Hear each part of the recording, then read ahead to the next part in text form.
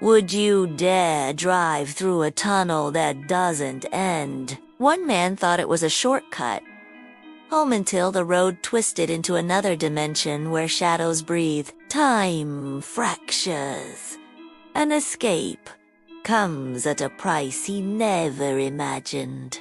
It was after midnight when a man driving home decided to take a detour. His map showed a long, winding mountain road, but none of the shorter, quicker routes looked familiar, and so he chose to trust the old atlas and push on. That's when he saw it. Yawning in the cliffside was a tunnel, completely unmarked on his map. Curiosity got the best of him. He had nothing to lose and miles to kill, so he slowed down, checked his mirrors, and pressed on. He hadn't expected what happened next. As soon as he entered, his headlights dimmed, as if someone had swallowed them whole. Then it hit him. This tunnel wasn't supposed to be there. The atlas wasn't old. It was just blank, and now he couldn't turn around. The tunnel stretched longer than it should have.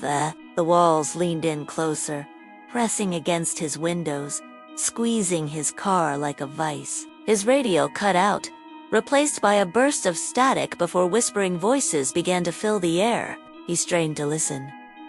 Were they coming from the speakers or his head? The whispers were faint at first, barely audible above the hum of the engine. But as the seconds ticked by, they grew louder, coalescing into fragments of conversations. He recognized his own voice talking about mundane things, the weather, his plans for the weekend, a funny story from his childhood. These were his thoughts, his memories, things he had long forgotten. Then the whispers stopped, and he could hear his own breathing, his own heartbeat in the suffocating silence.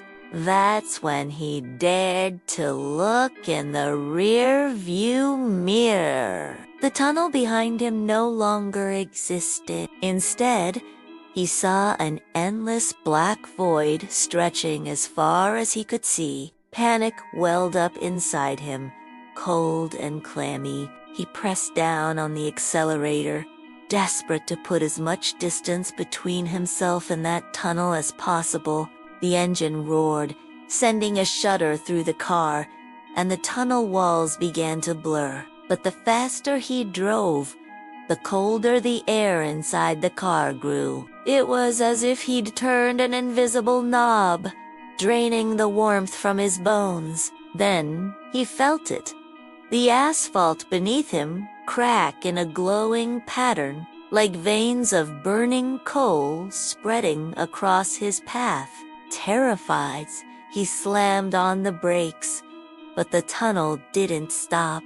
It kept going, twisting and turning, the cracks in its walls growing larger, more vibrant, until they resembled mouths filled with sharp, glistening teeth.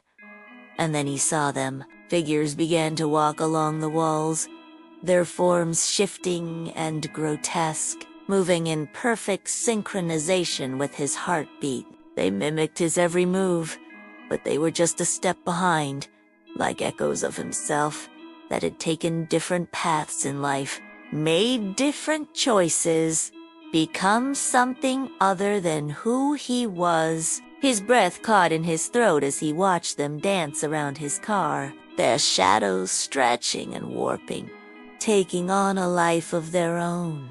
Then the tunnel opened up to the sky, revealing 2 moons hanging heavy in the darkness. Above him, buildings floated upside down, their windows vacant eyes staring into the abyss. In the distance, he heard screams, muffled as if underwater, and the ground beneath him trembled. He didn't want to run, but he knew he had to. The tunnel twisted back on itself, forcing him to turn around.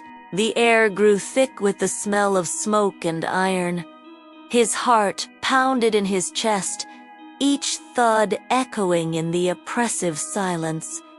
Then, just as suddenly as it had begun, it ended. He stumbled out into the daylight, gasping for breath, his legs shaking beneath him. He looked around, confused, as if expecting the tunnel to be right there, still looming in the distance. But there was nothing there. Only a road stretching as far as he could see. He noticed the trees growing without leaves, their branches twisted and gnarled, shaped like hands reaching out of the earth. He looked down at his watch. It was a date more than 20 years in the future. A torn newspaper at his feet carried his own photo, the headline screaming, "Man missing after entering tunnel. Never found." He wanted to scream, to flag down the next passing car, to tell them what he had seen, but his voice was gone. He was alone in a world that wasn't his. A world where he had never been found. Maybe he had never escaped at all.